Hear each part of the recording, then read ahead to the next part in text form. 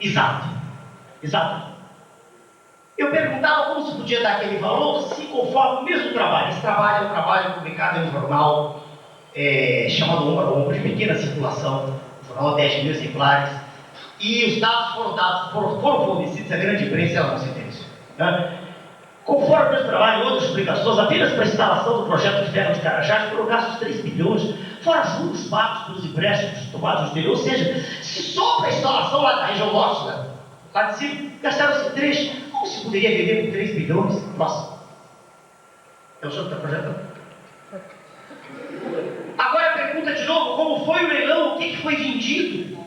Por quanto se vendeu realmente? Próximo. O leilão era para vender, como eu disse, o percentual das ações com direito a voto, só não tem o controle. 41,73, só isso. Não era para vender a vai. Era para ter o controle, porque quem controla diz quanto se tira de minério e para onde se manda. Quanto e para onde? 41,73%. Próximo. As ações com direito a voto eram 64% do capital total. Agora é só multiplicar. 41,7 vezes 64. Próximo. Que dá 41,73 de 64, então 26,7. 26,7 sendo o valor. Agora veja, imagine esse valor estimado em 10 bilhões, que é ridículo.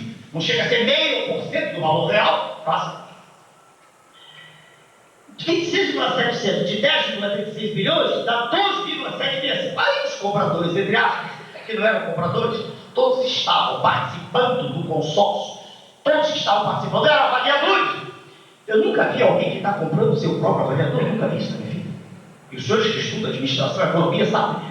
Os compradores aceitaram pagar o pequeno ágio e pagaram, entre aspas, aquele número que eu disse, 3,338 bilhões. Né? Naquele tempo, o dólar e real se equivaliam. Mas vejam que ridículo. O que nós estávamos entregando era, lá em cima, um percentual de 26,7% de um valor que era altamente subestimado. Então o valor foi 3,338. Próximo. Bilhões. Só que esse valor corresponde, os 3,338 correspondem a muito menos que 0,5% do valor real do trabalho. Menos que 0,5%. Um país sério, isso é a primeira página do jornal, isso é escândalo. Sua Excelência, veja bem, o inimigo da pátria, mas é Sua Excelência.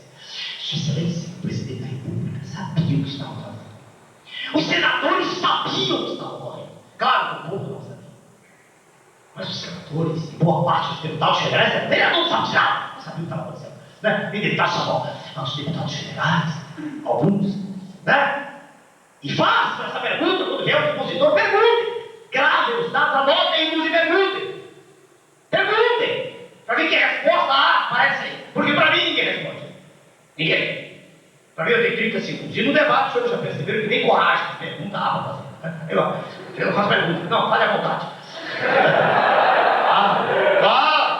Eu sou um alienígena. Sim, sou estranho no ninho. Eu sou estranho no ninho da patifaria pública. Tá? Pode passar. Agora vejam, os dados, quem quiser anotar, esses agora, que não saem em jornal, me foram fornecidos pelo professor Adriano Benayon do Amaral, doutor em economia na Alemanha. Certo? Os dados, o nome dele, professor Adriano Benayon do Amaral. Dos 3,318, 1,5, arredondando, 1,5 bi, Tesouro Nacional para LTEs. As letras do Tesouro Nacional. O 1,5 BNDES e o Fundo de Compensação de Variações Salariais, o senhor sabe dinheiro que nunca ia ser pago, nunca. Esse Fundo de Compensação de Variações Salariais não é fundo, não compensa, não tem variação salarial, nada de default, nada. Mas em caixa, ninguém disse, havia 1,075 bi em caixa. E 300 bilhões de BNDES se emprestou, faltou o acento grave ali. A Companhia Siderúrgica Nacional. E 100 milhões foram perdidos com a isenção do IOF, o senhor sabe o que é, Imposto de Operações Financeiras, etc. Não entrou nada, tudo é falso. Nada. Nós pagamos para entregar a vaga. Próximo. Os avaliadores compraram, entre aspas, Banco Rothschild, Merrill Lynch, está errado ali, né? Próximo. O consórcio Brasil, entre aspas, Siderúrgica Nacional, que já não era mais nossa, Opportunity, National Bank, veja os percentuais. Próximo.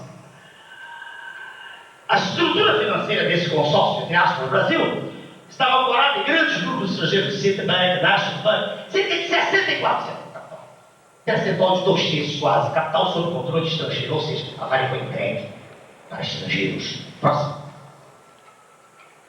Quem é que está realmente por trás de tudo? Não é uma boa pergunta. Os jovens sempre me perguntam, com a curiosidade que eles é íncita, natural, quem é que está por trás? Próximo. A revista Executive Intelligence Review, uma das raras revistas independentes do mundo, mostra essa figura, está difícil de ver hoje, né? Mas é um senhor no meio de uma plantação de maconha, mas eu vou dizer o nome dele, que eu já disse ao vivo, no programa do Sr. Carlos Massa, conhecido como Ratinho. Já disse ao vivo. O senhor por trás dessa movimentação da Vale foi o senhor George Soros, um bilionário que se diz um filantropo e que está promovendo um movimento mundial a favor da legalização das drogas. A tese é que a luta contra as drogas é pior do que se elas estiverem legalizadas, ou seja, pode-se vender maconha na porta de escola melhor. Eu disse isso no debate, ao vivo, ninguém quis ver o documento. Mr. George Soros. Próximo. Não adianta ler tudo, mas só no finalzinho. O grupo lá embaixo, o grupo de Soros, fundo dele, foi parte do consórcio que comprou a Vale do Doce. O gigante da mineração. Próximo. Só para a gente, antes de encerrar essa exposição, para entrar depois no município, né? Que é um pedaço do todo, que reflete o todo. Antes de entrar, uma noçãozinha só. Os senhores devem ter ouvido no jornal, devem ter lido e ouvido. Foi após a eleição presidencial, após a 98, que um homem indicado para ser o presidente do Banco Central era o braço direito de Mr. George Soros. Ou seja, no topo do comando, na região mais alta do comando das questões nacionais, está o assessor desse senhor, dessa figura que se apresenta como filantropo e que cria um movimento para a legalização das drogas do mundo. Movimento de assinatura de muita gente, importante. Próximo. Isso aí é uma imagem que eu tenho muito tempo e eu uso para ensinar, inclusive, assuntos médicos. Quem olha para isso rapidamente, se olha e diz que lua bonita, né, vista da Terra, mas não é. Nem sempre as coisas são o que elas parecem ser. Isso aí é a nossa Terra vista da Lua. É a imagem do Armstrong em 1969. Senhor, não é assim. Quer dizer, o nosso mundo está lá em cima, visto da Lua. Nem sempre as coisas são o que elas parecem ser. Discursos feitos, lendo o telepronto, na televisão, são muito bonitos. Mas na grande maioria das vezes eles escondem coisas terríveis que não podem ali ser apresentadas. Porque se o indivíduo disser a verdade toda, ele chafurda no pântano da ignomínia, da vergonha. Não pode dizer. Próximo. O maior inimigo do Estado. Estado com letra maiúscula. Eu não estou falando do Estado membro de São Paulo. Estou falando de Estado no sentido da União. Isso vale para a União, para Estado membro e para município. Porque é como se fosse um povo com os tentáculos. Vejam, por exemplo, a campanha milionária feita nas ruas e o tempo de televisão que tem os candidatos do sistema. E vejam que eu me exprimo durante 38 segundos. Dá para ver a diferença. O maior inimigo do Estado é o seu próprio governo. Difícil para o homem comum, um homem simples, entender. Mas como é que o meu presidente, o meu governador é, de fato, é inimigo? Próximo. Essa frase não é minha, é do vice-almirante Tássio Aquino. De Fernando em Fernando, o Brasil vai naufragando. A frase não é minha, porque realmente eu sou obrigado a dizer, mas o que está aí hoje é o reflexo que começou com Sua Excelência, o ex-presidente geral. Próximo. Há um plano em andamento, um plano mundial. Eu falo disso, e todas as vezes que falo, as pessoas que ouvem se assustam. O que é curioso é que eu falo há 11 anos, e tudo vem piorando. Quem estiver acordado, pergunte para o seu pai ou para o seu avô. Pergunte como era a escola pública há meio século atrás. Pergunte como era o hospital público há meio século atrás. Pergunte se o senhor encontrava uma pessoa de 25 anos escrevendo com garanços como hoje. Pergunte se o salário salário mínimo criado por Getúlio Vargas era o que é hoje. Pergunte se havia um desrespeito total nas salas de aula como é hoje. Pergunte se o homossexualismo era aplaudido como é hoje. Pergunte. Pergunte se a degeneração de costumes era o que é hoje. Pergunte, enfim, para o senhor, seu pai, o seu avô. Vocês não tinham orgulho de ser brasileiros. O plano em ação é um plano de entrega. É um plano de entrega daquilo que é fundamental para todas as nações do planeta desse milênio. As riquezas naturais. O mundo vive uma crise gigantesca. A crise de energia, a crise de água potável, a crise de alimentos. Do ponto de vista de energia, os combustíveis fósseis não aguentam 30 anos, mesmo com as reservas do Oriente Médio.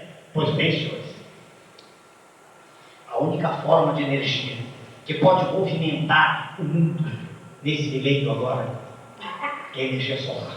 Não com células de silício, como o senhor falar, não, usando a folha da planta, onde o Criador sabiamente fez ocorrer a fotossíntese. Pois bem, a nossa Amazônia, cobiçadíssima pelos alienígenas, ela está dentro do projeto. Aí está o plano em ação. Próximo. O que restou, por exemplo, da Namíbia, dos nossos irmãos de cor escura, de lá, aquela regiãozinha Namíbia do continente, não há nada mais lá. Toda a riqueza, toda ela foi drenada. Como a riqueza gigantesca do Brasil está sendo há meio milênio. Nada. Tem nada na Namíbia. Próximo. A base, o alicerce do procedimento político brasileiro é a mentira permanente, contínua, contundente, tão contundente que chega às vezes a ser convincente. Próximo. Isso aí é uma expressão em matemática, os que estudam matemática sabem. Entropia é uma integral curvilínea, é um índice de desordem de um sistema, a marca registrada da atividade política, que se reflete em todas as atividades do Brasil. É o aumento da desordem, a desordem administrativa. O senhor não sabe quem manda. É a desordem econômico-financeira. O senhor paga este ano, agora de 2000, ao exterior, 100 bilhões de dólares para uma receita de 150. 2/3 são drenados. Desordem moral, em que a família não existe mais, em que não se respeitam valores, em que salas de aula são transformadas, mesmo escolas que antigamente eram sérias, em locais de paterna, onde a disciplina, como os senhores viveram no debate ao vivo, diz para o homem que foi presidente da República, tem que ter disciplina. Os senhores viram? Eu não falo televisão, falo ao vivo, não falo lendo do telepronto. Como é que o homem foi presidente? Vai falando, ele não para, tem hora, pare. Foi obrigado a dizer para ele, já que o mediador não dizia. Tenha disciplina. Respeite os outros. E ele chama o jornalista de idiota. Diz que é um homem idoso, parece que ele nunca será idoso. Se esquece que é um caminho natural. A entropia é a marca da atividade toda. Próximo. Isso aí é uma expressão agora, sai de matemática e medicina. A tetose é um quadro médico que quer dizer incoordenação motora. É um quadro neurológico em que o braço direito não sabe o que faz o esquerdo, em que os movimentos são todos incoordenados. É assim que está o Brasil. Os segmentos da sociedade, da nossa sociedade, debatem-se em paroxismos espasmódicos. Na verdade, nós não somos mais uma sociedade, somos um bando. O senhor sai à rua não sabe se vai ser assassinado. De hora em meia, uma pessoa é assassinada. Porque não há ordem, não há mais respeito, não há decência. Não se acredita mais em coisa alguma. Próximo. Esse é um futuro triste, mas um futuro próximo. O autor da figura já não está entre nós, já faleceu. O coronel, Serviço de Informações do Exército, muito amigo. O projeto é a internacionalização da Amazônia. Sua Excelência o Presidente virá com um sorriso que lhe é peculiar, rindo da desgraça do povo, virá à televisão e dirá: meu povo, estive que pude, o Brasil é muito grande, temos que quebrá-lo. E já está até traçada a linha, paralelo 17 ali, abaixo da linha, o que está pintado de amarelo, aquela região nobre, já tem hotel lá gigantesco para hospedar os donos do mundo. À direita, o Nordeste biafrizado dos nossos irmãos que cantam e dançam, sem ter noção da sua própria desgraça. E o sul, onde nós, Janeiro, São Paulo, né, Sudeste, essa região nossa toda do sul aqui, mais ao sul, quer dizer, Paraná, Santa Catarina, nós estaremos sendo consumidores das multinacionais. Esse é o futuro. Próximo. Mas eu tenho fé, eu tenho esperança. Eu não perco. Perguntaram-me há poucos dias, ao vivo. Então a Prefeitura de São Paulo, o senhor é um passo? Claro, claro. São Paulo é a maior metrópole do Brasil, maior, a terceira metrópole do planeta, claro. O prefeito não tem poder para resolver esses problemas, mas pode pelo menos incomodar muito e pode mostrar para a população que está sendo escondido dela, com conversas idiotas, falando de buraco de rua. Quando agora mesmo vindo para cá com o rapaz que é assessor da doutora, havia pelo menos meia dúzia de crianças vindo de escola que nos fazem quase chorar. Eu não estou chorando de falsidade, como tanta gente chora na televisão. E chora porque é da minha origem, que é humilde. Eu vim de lá. Eu não sou como um candidato boatinho que aprendeu a falar e falou mal todo tempo. A gente não sabe o que é miséria, eu sei o que é miséria.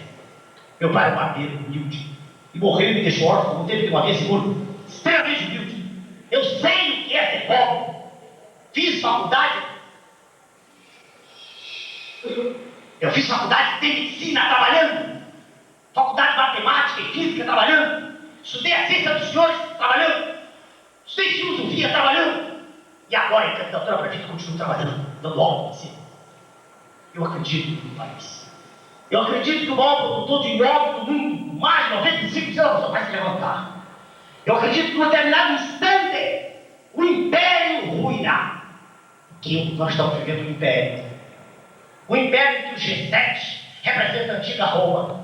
E nós somos os bárbaros. Não os senhores aqui, que representam a elite intelectual. Estou falando do nosso pobre povo. De Itaquera, povo da periferia. Pobre povo miserável, que nem sabe a conclusão do ar que respira. Próximo para encerrar. Nós temos a maior reserva de quartos de primeira qualidade do mundo. O nível de impureza do quarto nosso é 10 elevado a menos 11. 100 quartos não se fazem computadores. Nós vendemos um quarto a menos de $3 o quilo. Importamos um chip de computador a $3.000. Somos escravos dentro da nossa própria casa e não sabemos. Só pode explicar. Eu queria dizer para os senhores que fiz questão de falar sobre essas questões a propósito. Mas estou à sua disposição, a partir de agora, que é 2 minutos que eu acabo de falar, para falar sobre os senhores sobre as questões menores. Sobre essas questões que os senhores estão em discussão na televisão. Essas questões em que fazem questões que os senhores se concentram para se esquecer do que é grande. Se esquecer do problema maior. Eu repito para encerrar. O Brasil é o maior país do mundo. Em riqueza. Riqueza natural. Em sol, em água, em mineral. Isso faz bases do próximo milênio. Eu acredito piamente que do meu país vai se levantar uma legião de jovens, guerreiros, dispostos a recuperar aquela soberania que nos foi retirada e fazer com que os nossos filhos e netos tenhamos orgulho de termos nascido nessa pátria tão abençoada. Muito obrigado, senhores. Estou à disposição agora.